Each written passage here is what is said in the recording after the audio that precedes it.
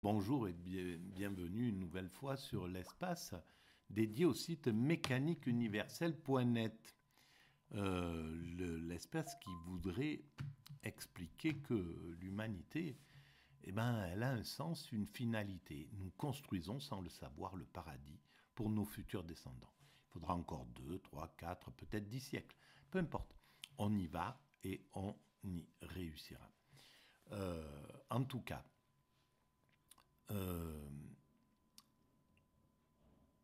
voilà, je vais reprendre la fin du podcast sur lequel je travaille, entre guillemets. Alors, toutes ces, tout ce travail, c'est pas un travail d'universitaire. C'est pas, là, par exemple, c'est sur une émission de philosophie qui s'appelle Avec philosophie sur France Culture, destinée à Derrida. Je ne comprends pas Derrida, je ne connais pas Derrida, je connais pas. Je prends juste prétexte à ce travail-là pour amener une vision un peu particulière, atypique, complètement atypique, et naïve, et simpliste, et injuste, et pas. Voilà, on pourrait presque dire artistique, au sens libre du terme, c'est-à-dire on peut partir de voilà le cubisme, on met une guitare et voilà tu en fais une interprétation complètement libre. C'est exactement ça, sauf que le cubiste il va regarder clairement, il va analyser la guitare. Moi je l'analyse même pas. Je sais qu'on me dit que c'est une guitare et je fais des cubes de tous les côtés. Je m'amuse avec l'idée de guitare, mais c'est tout. Donc c'est pareil avec le travail de Jacques Derrida. Jacques Derrida, la seule chose qui sort de ces 5 dernières vidéos que j'ai faites, c'est que je pense que j'aime le travail de Jacques Derrida. Sans le connaître, sans l'avoir lu, je pense que voilà, c'est un grand philosophe. Sa place, elle n'est pas usurpée. C'est super important. Et la déconstruction, le déconstructivisme, qui est un peu sa marque de fabrique, même ce terme n'est pas, voilà, il est sujet un peu à caution. Je trouve qu'il est complètement juste et qu'il vient à point nommé dans l'évolution de l'humanité. Il arrive exactement où il faut, au moment où il faut, comme Spinoza est arrivé exactement au temps où il fallait qu'il arrive, Kant est arrivé quand il fallait qu'il arrive, la théorie de Hegel est arrivée absolument au moment où il fallait qu'il arrive. Pareil pour Saint-Simon, pareil pour Fourier, pareil pour Marx, pareil pour Bergson, pareil pour Husserl, pareil pour Heidegger, pareil pour Derrida, pareil pour Sartre, Camus, etc. Et pareil pour la mécanique universelle dont je suis un des représentants. Voilà, on va dire. Voilà. Et donc, c'est tout. Et simplement sa façon de voir les choses. Et s'il a donné naissance au wokisme, à la cancel culture, je le félicite. Parce que c'est exactement ce qu'il faut. Même s'il y a des excès, c'est clair qu'il y a des excès. Mais il y a des excès dans toute nouveauté. Il y a des excès quand on invente la voiture, elle va dans tous les sens. On regarde les films de 1900, il n'y a pas de feu, il n'y a rien du tout, les mecs qui se passent devant, etc., etc. C'est une catastrophe. Bon, eh bien, ces excès-là, progressivement, ils sont cadrés, etc. Le système est cadré. Donc, la cancel culture, c'est pareil. Ça apporte quelque chose. Sur le moment, c'est un peu, ça va à l'excès, on va vers l'excès, et puis progressivement, ça se régule, on en fait quelque chose de super. Et c'est valable pour tout. Dans les années 50, ils ont inventé les colorants. Enfin, ils n'ont pas inventé, mais ils en ont mis de partout dans la nourriture. C'était bleu, jaune, rouge, vert, etc. C'était plein de couleurs, et puis on se rend compte que c'est cancérigène. On continue avec les colorants, mais on les réduit progressivement, puis on n'aura plus de colorants où ils seront inoffensifs totalement. Voilà, donc c'est ces excès et la réduction de ces excès, c'est le principe de l'évolution. On évolue comme ça, on évolue par excès, tentative, erreur, rectification, et on passe à autre chose. Et on évolue comme ça. Et l'homme évolue comme ça, les êtres humains. On fait des erreurs, et puis on a compris, cette voie-là, c'est une voie de garage, c'est pas la mienne, je reviens, je vais d'un autre côté, c'est pareil, etc., etc. Et c'est comme ça qu'on évolue, en faisant des erreurs. On le sait maintenant, c'est devenu une vraie une philosophie de l'humanité. Tout le monde sait qu'on évolue grâce à nos erreurs également. Donc c'est pareil avec la cancel culture et le wokisme. C'est-à-dire, on déboulonne des statuts, on a peut-être exagéré, mais ça n'empêche pas que, même si en déboulonnant les statuts, c'est un symbole qu'on déboulonne. Le type, il reste quand même dans les manuels, il existe son travail jusqu'au moment où on comprendra aussi le côté positif de la chose. Mais le côté négatif, il est fondamental de le mettre en lumière. Aujourd'hui, on met en lumière l'excès, par exemple, du système colonial. Une fois que ça sera digéré, et ça, c'est ce que l'Afrique, l'Asie a besoin d'entendre de la part de l'Occident, une repentance, etc. Et après, une fois qu'on s'est excusé, une fois qu'on a fait son mea culpa, la société, le peuple, il est apte à tout ça. Derrière ça, la société peut dire, oui, bon, en même temps, vous avez amené ça, ça, ça et ça. Il y a tout ça. Mais au départ, ça commence par un mea culpa. Et ça, si les hommes politiques avaient conscience de ça, s'ils n'étaient pas si narcissiques, eh bien, quand ils font des fautes, ils le reconnaîtraient au lieu de dire non, non, c'est pas vrai, j'ai pas mis la main dans la confiture, c'est pas moi, etc. Partir dans ces trucs qui les décrédibilisent et après qui fait que on peut pas les aimer derrière ça. Alors que s'il était venu en disant oui, c'est vrai, malheureusement, j'ai un compte en Suisse, etc. Et je trouve, et c'est vraiment moche d'être dans ma position et d'avoir fait ça. Je m'en excuse auprès de tous mes concitoyens.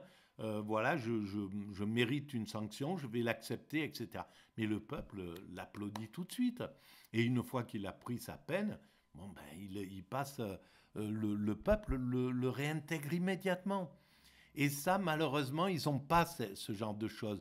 Les hommes qui ont abusé de certains, un réalisateur qui a abusé, etc., au lieu de venir dire je me suis mal comporté, et donc permettre à la société, au peuple, de lui dire à la fin, bon, ben, une fois qu'il a payé son truc, de lui dire, bon, c'est bon, maintenant on te pardonne, mais voilà, te mets pas en lumière simplement, on n'acceptera pas cette chose-là, fais ton travail, tu sais faire des très bons films, fais des très bons films, mais voilà, c'est important, tu es un exemple tu n'es pas le pire, évidemment, qu'il y a bien pire que ce que tu as fait, mais tu représentes un exemple parce que tu es une notoriété, tu es une élite, donc voilà, etc.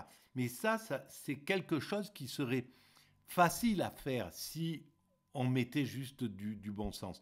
Et la cancel culture, le wokisme va permettre d'aller vers ça parce que la conscience ne peut pas le faire. Ce que je viens de dire, c'est la conscience qui devrait le faire. Si la conscience parlait comme ça à ces gens-là, ils comprendraient que c'est la meilleure solution pour eux. Mais la société, elle ne sait pas le faire. Elle leur dit, voilà, comme nos avocats, non, tu dis rien, tu restes comme ça, tu vas nier, c'est le mieux, etc. Tout ça, des choses qui sont absurdes en réalité, qui ne sont pas la bonne pratique. Mais on est dans ces pratiques-là, des pratiques qui sont abusantes, quoi. Voilà, on continue. Donc je reprends la lecture, l'écoute de la vidéo. Peigne fin. Avec ça, philosophie. Ce geste-là, c'est un geste très C'est singulier. sur Derrida. Et j'entends que c'est parfois, ça a La l'air fin. un peu compliqué, cela dit. Est-ce que les H, les 3 H dont parle beaucoup Derrida, Hegel, Husserl et Heidegger, ne déploient pas des machineries philosophiques et grammaticales très complexes aussi, pour rendre compte de l'événement du sujet, pour rendre compte de la question de l'être, pour rendre compte de la question du négatif. On pourrait faire le même reproche à Hegel, Husserl et Heidegger en leur demandant de se rendre plus clair. Il me semble. Oui, et on peut exactement, et on peut pas leur reprocher ça parce que c'est leur façon de, leur esprit va exprimer les choses sous cet angle-là. Hegel dit lui-même, c'est pas moi qui écris, je suis écrit. C'est le divin au-dessus qui dirige ma main, et donc ça donne cette écriture-là. Effectivement, c'est compliqué. Peut-être Husserl serait le moins compliqué. Heidegger, voilà, ces 3 H, ils sont compliqués pour le commun des mortels. Et Derrida est sans doute très compliqué aussi. C'est comme ça. Il faut qu'il y ait des vulgarisateurs, mais c'est pas à Derrida de se simplifier. C'est sa façon de pratiquer la philosophie, et c'est tant mieux, c'est parfait comme ça. Simplement, il faut qu'il y ait des gens qui le mettent à la portée des idiots comme moi, qui ne sont pas capables de lire Derrida dans le texte, ou Hegel dans le texte, ou Husserl, quand je l'ai écouté par François Lavigne, professeur de philo à Nice, que je remercie et dont ses cours c'était d'une limpidité, je comprenais tout. Voilà, mais quand il parlait de Husserl, parce qu'il tournait pour une phrase, il l'éclairait sous 3 ou 4 aspects, et donc c'était quelque chose d'extraordinaire. C'était un pédagogue génial, et là j'ai vu à quel point les profs de fac, les profs de philo de fac, c'est incroyable, quoi. On n'aura jamais assez de mains pour les remercier de tout le travail qu'ils font pour la société et pour la pensée. Voilà. Allons-y. Il y a donc entre Barthes sans doute et Derrida, il y a d'ailleurs des liens autour de tel quel. Il y a bien eu des liens historiques, mais ça n'est pas exactement le même geste, et ça n'est pas exactement au même corpus que s'affronte le geste derridien, qui est un corpus qui est l'ensemble de la tradition philosophique dite métaphysique. Raphaël Zaguri-Orly, sur ma perplexité, si j'ose dire, je trouve que Barthes dit les choses dans une langue magnifique, très claire. J'ai rien compris pour ça. Derrida avant Derrida, et en des mots plus simples. Qu'est-ce que vous m'objecteriez? C'est une question. Moi, je répondrai d'abord comme Isabelle. Mais peut-être parce que quand j'ai lu Fragment d'un discours amoureux, je pensais que c'était du type Harlequin. Voilà, c'est peut-être pour ça que j'ai pas capté son livre. Donc, que la tradition philosophique est très hermétique. La tradition philosophique est difficile. Les textes de la philosophie sont difficiles. Et Derrida s'installe dans cette tradition avec ce travail-là du concept et de la patience du concept. Donc, après... je ne sais pas, sur la déconstruction. Parce que c'est des pointus. Est-ce que la déconstruction est une forme de... Il cherche à éclairer tous les pans. Donc, ça devient vraiment complexe, mais c'est simple, en fait, après, quand c'est éclairé par d'autres. Mais c'est légitime que ça soit complexe. Le travail de Hegel, la phénoménologie de l'esprit, c'est quelque chose qui est complexe, évidemment, parce qu'il a tout un mécanisme, il a des mots qu'il le crée, qu'il imagine, qu'il met en lumière pour pouvoir éclairer ce qu'il a dans la tête, quoi, dans son... Démythologisation, oui, sachant aussi que les mythes, il y en aura toujours. Et donc, je pense que Derrida ne se situerait pas dans un geste simple démythologisation. Il accompagnerait justement, pour employer encore ce mot qui lui est cher, la mythologisation jusqu'à dans ses plus grands excès pour dévoiler à la fois ses limites et ses potentiels. Et donc, vous savez, Derrida n'est contre rien. Il n'est pas contre le mythe, mais il n'est pas non plus favorable au mythe. Il essaye de travailler avec le mythe au-delà du mythe. C'est-à-dire qu'il va essayer de déplacer le mythologique au-delà de lui-même et au-delà de ce qu'en a dit la tradition. C'est aussi un peu ce que Barthes appelait le contramythisme, mais je ne vais pas insister. Okay. Je voudrais quand même vous demander, pour finir, pourquoi vous dites que Derrida, au fond, avait des réserves et qu'il ne soit pas ni pour ni contre, mais qu'il est clair. En fait, je pense que tous les philosophes, dans ces concepts-là, même s'ils sont radicaux sur certains trucs, Hegel était peut-être radical et idiot dans sa vision de telle communauté religieuse ou de Napoléon, ou j'en sais rien. Bon, bref, mais par contre, au niveau philosophique, ils sont malgré tout, ils sont pas catégoriques, je pense qu'ils sont englobants, ils sont pas excluants, ils sont inclusifs dans cette forme-là. Après, ils sont exclusifs peut-être dans ce qui les écorche, dans ce qui va faire que Nietzsche va être exclusif sur certains trucs parce qu'il est écorché, mais en même temps, c'est ça leur ambiguïté, c'est qu'il va peut-être dire le contraire à un certain moment parce qu'il est plus apaisé, etc. Et c'est valable peut-être pour Derrida de la même manière et pour d'autres. Et pour tout ce qu'il a analysé Derrida. C'est-à-dire qu'il y a des contradictions, et ces contradictions, c'est juste des états d'esprit. Par contre, sur ce qui est métaphysique, sur ce qui est les fondements des questions, là, il n'y a pas de c'est inclusif, à mon avis. C'est comme ça que je le vois. À l'égard du mot déconstruction. Mais justement, pour tout ce qu'on vient d'en dire pendant 45 minutes, c'est-à-dire que c'est un mot qui déclenche beaucoup de résistance. Il le dit d'ailleurs quand il répond à Gisbert. C'est un mot qui déclenche beaucoup de résistance, et je pense qu'il entend la résistance, Derrida, y compris au sens freudien du terme. C'est-à-dire que c'est un peu trop passionnel, ce mot. Ça s'embrase un peu trop vite autour de ce mot, et ça ne laisse pas la possibilité un peu plus dépassionnée, disons, du travail patient, justement, du texte.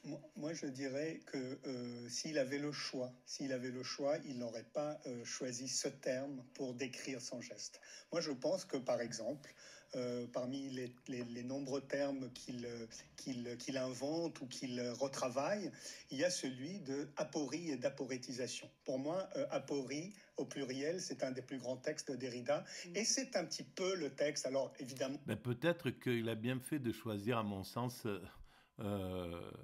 la déconstruction, parce que c'est beaucoup plus simple sans doute, et c'est pas pour rien que c'est la déconstruction qui a été retenue, c'est pas pour rien que ce qui va être assez impressionniste qui va être retenu, c'est pas pour rien que je sais pas, enfin les termes qui rentrent dans la société, c'est pas pour rien qu'on va retenir Platon dans l'histoire de l'humanité, dans la philosophie de l'humanité, plutôt qu'un sophiste.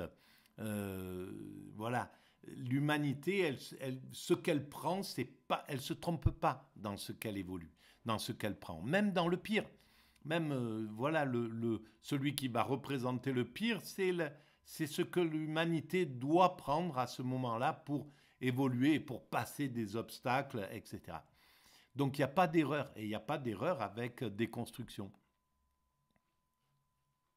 Il n'aurait pas du tout aimé ce mot, et c'est le texte programmatique. Pourquoi ? Parce que, en deux mots, notre scène publique est particulièrement clivée. Nos scènes philosophiques le sont aussi d'une certaine manière. Les discours, on s'installe petit à petit dans des antagonismes insurmontables et donc dans des logiques européens, anti-européens, souverainistes ou hospitalité. Et je pense que ce que cherche à penser Derrida, c'est penser avec les deux, trois termes à la fois et en même temps, simultanément, pour justement produire une autre pensée politique à partir de ce travail-là de la contradiction. Complètement. Bon, et ben voilà, c'est fini. Merci beaucoup de votre écoute. Voilà, si vous pensez qu'il y a un peu d'intérêt à ces vidéos, vous mettez des pouces. C'est gratuit, vous abonnez, c'est gratuit, vous envoyez le lien à vos amis, c'est gratuit, vous établissez des liens avec votre propre site ou vos propres espaces ou avec d'autres espaces, ça fait avancer le schmilblick. Vous laissez des commentaires, j'y réponds systématiquement, et puis vous pouvez surtout aller visiter le site mécaniqueuniverselle.net où j'essaie de démontrer toute cette théorie. Voilà, depuis 25 ans maintenant. Je vous remercie et je vous dis à très bientôt. Et merci de votre présence et de votre tolérance.